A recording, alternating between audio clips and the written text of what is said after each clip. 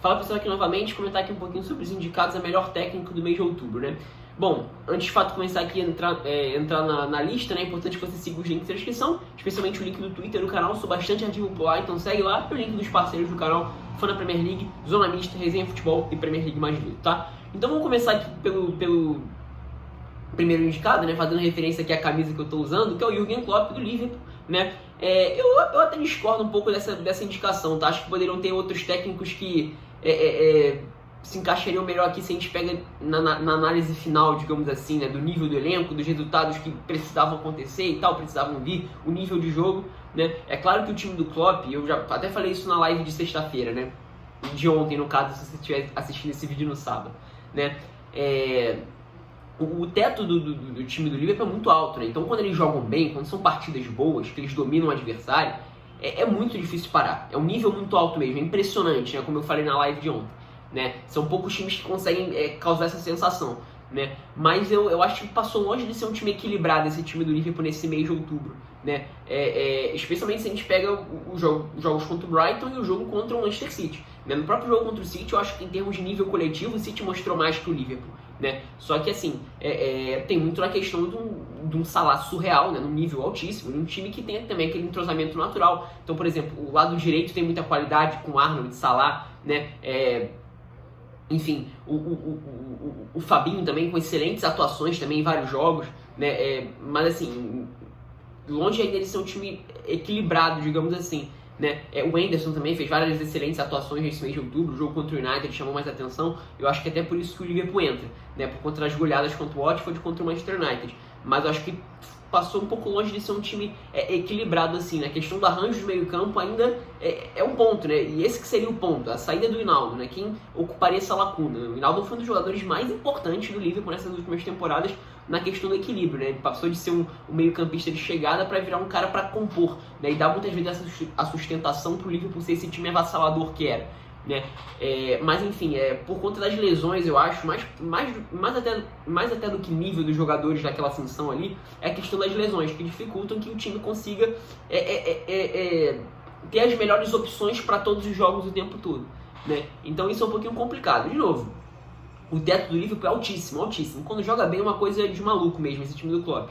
Mas eu não achei dos times mais equilibrados não nesse mês de outubro. Não por conta da linha defensiva não, acho que é mais por conta da questão do meio campo ali, da questão entre as linhas, digamos assim, né? Enfim, vamos agora ao segundo indicado, David Moyes, né?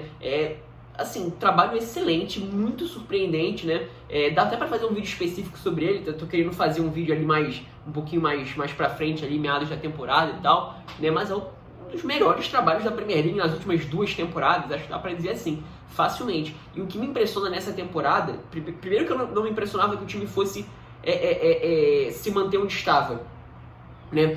Onde esteve em boa parte da temporada passada. E segundo de tudo, o nível de jogo. O West Ham é um time de um nível muito bom nessa temporada e muito ciente do que faz, muito maduro. Parece um time muito sólido, assim, muito maduro, acho que é a palavra mesmo, muito maduro do que vai fazer dentro de campo, né? É muito interessante. Os jogos da Europa League, né, estão mostrando bastante isso, né?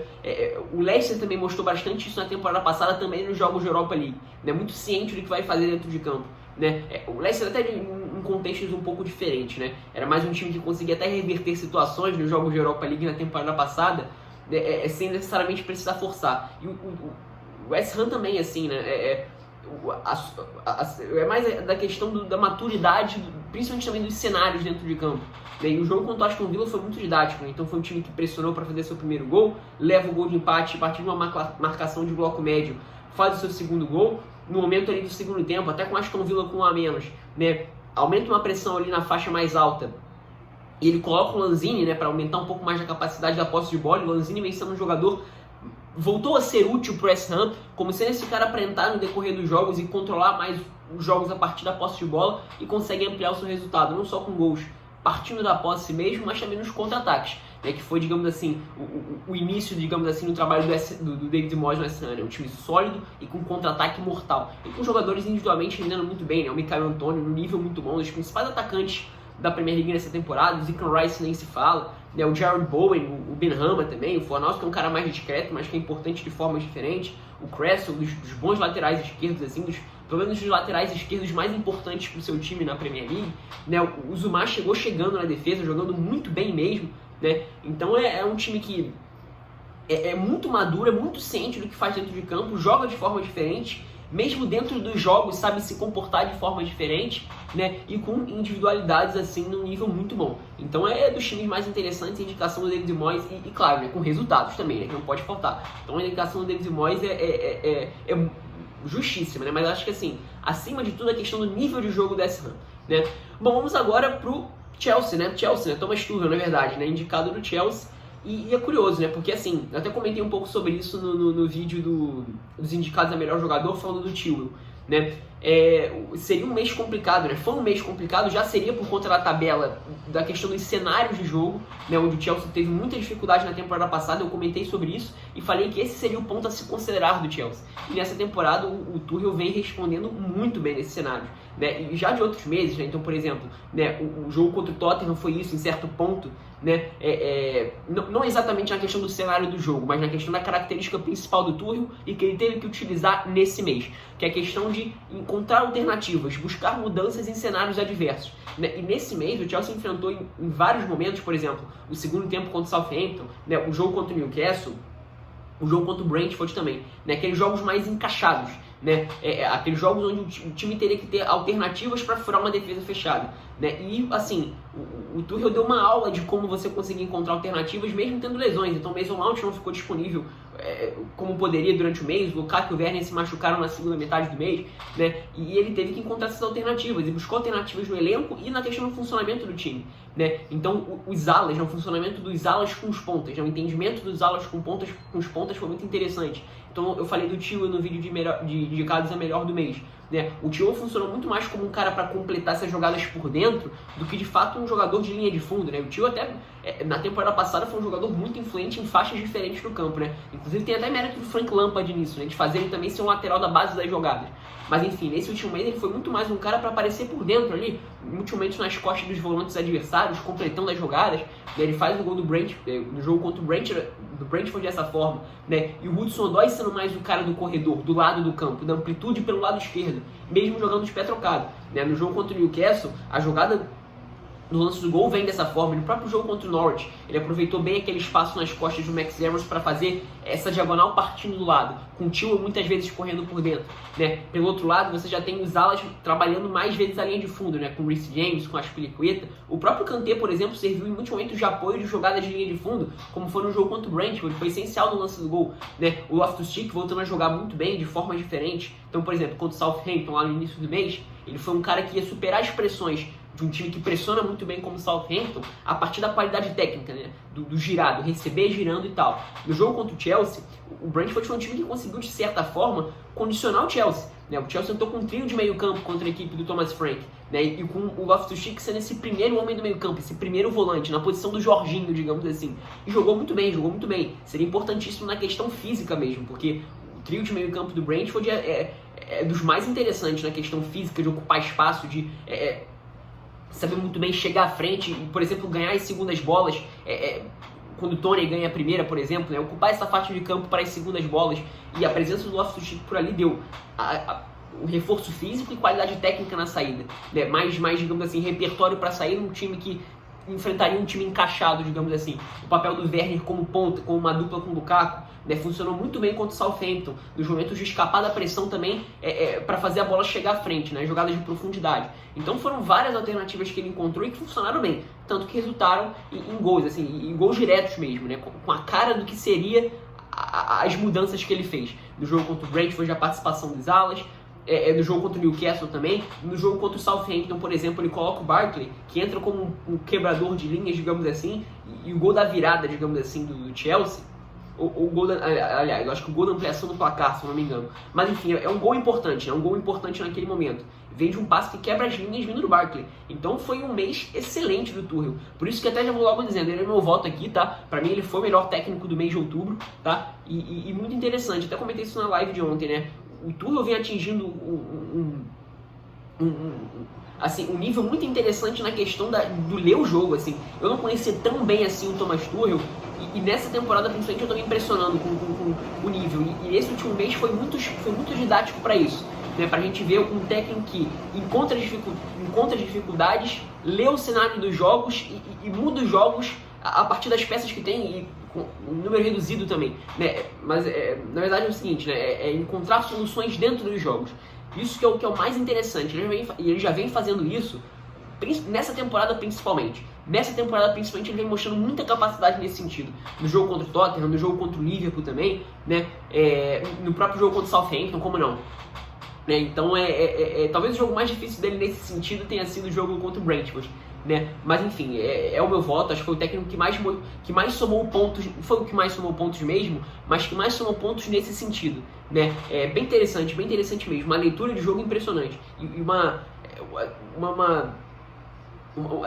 um grande repertório para buscar alternativas em cenários que dificultaram muito a vida do Chelsea na temporada passada, né? E mesmo se a gente pega os últimos 2 jogos, com o menor número de peças disponível, né? Teve que utilizar o que tinha no elenco e ressuscitando alguns jogadores, como eu falei, o Loftus-Cheek e o próprio Barkley também, né? E por último, mas não menos importante, o Patrick Vieira, né? Tem um vídeo falando aí sobre o Patrick Vieira nesse início de temporada e eu diria que assim, se a gente pega essas primeiras rodadas, né, a diferença em termos de nível de jogo do que era pro Roy Hodgson é muito grande, né? Então nem vou me estender muito aqui pro vídeo não ficar muito longo, porque tem um vídeo falando especificamente sobre o Palace do Vieira, então confiram aí. Mas de forma geral, é um time que consegue controlar muito o seu jogo. Claro, né, chama atenção o jogo contra o Manchester City, né, esse último jogo de agora. Aliás, acho que nem entra na conta, né, porque foi um jogo de novembro. Mas enfim, o que chama mais atenção é porque foi um jogo grande e tal. Mas eu acho que tá além disso, assim, o jogo do Palace do Vieira. É um time que consegue controlar os seus jogos a partir da posse de bola e tendo na figura dos zagueiros, assim, os 2 pilares para isso. 2 zagueiros excelentes tecnicamente, eu falei um pouco sobre isso no vídeo do que esperar da temporada do Palace, então se você quiser conferir também, tem aí. Mas assim, tem um vídeo mais recente que eu comentei sobre esse início de temporada do Palace. Os 2 zagueiros são importantíssimos, né? O Anderson com seus passes longos e o Guerri também com passe longo, mas mais nas jogadas de aproximação, para conseguir ser um time que domina os jogos a partir disso, né? E mesmo assim, lá na frente, né? O time funciona bem lá na frente até e com arranjos diferentes. Então, por exemplo, o Eduardo chegando, né? Fazendo gol, mas mostrando outras valências na questão técnica mesmo, né? De ser influente na armação do jogo em muitos momentos. Os laterais estão jogando muita bola. Tariq Mitchell e Joel Ward, né?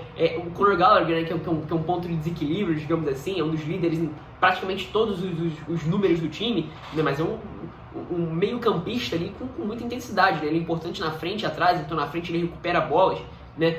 Ele combate ali na frente, ele protege, ele tem um fôlego muito grande e se a gente pega lá na frente, ele é um cara muito inteligente também para se lançar nas costas dos volantes, né? Encontrar o espaço e se projetar e ser importante dessa forma, né? Fazendo gols, chegando ali na área e tal, é um dos jogadores mais importantes nesse sentido, né?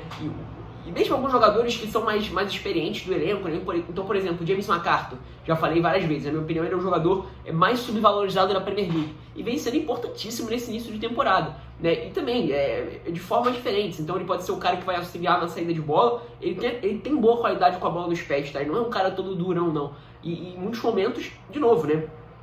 Funcionar como um cara de apoio, como ele sempre funcionou com o Zaha, por exemplo, né, no time do Roy Hodgson, que funcionava a partir das aproximações pelo lado esquerdo, né, quase tudo era pelo lado esquerdo, ele sempre foi importante nesse sentido. Nessa temporada não deixa de ser assim, até porque o lado esquerdo funciona mais ainda, mesmo com essas aproximações mesmo, né, do Guerri iniciando, o Mitchell cada vez mais evoluindo tecnicamente, é o lado que o Zaha cai, então é um lado mais de aproximação mesmo, ele cresce nesse sentido. E na questão do combate, né, de ser um cara bem pegador naquela faixa de campo. Então o time, de novo, né, que individualmente rende bem e que em termos de nível de jogo é muito interessante. Tem um vídeo falando especificamente sobre o Palace do Vieira, né, depois daquele empate contra o Arsenal do Arteta, algumas semanas atrás. Mas enfim, né, como eu falei, né, o meu voto vai para o Thomas Tuchel. Eu acho que foi o técnico que mais somou pontos, não necessariamente na questão da pontuação mesmo, ele foi o que somou mais pontos, mas na questão geral mesmo, né, de ter enfrentado cenários que foram difíceis na temporada passada, com dificuldades em termos de elenco, e ter encontrado soluções, né? Então pra mim isso foi, e mesmo na Champions League, por exemplo, né, ele passou por isso na Champions League, né?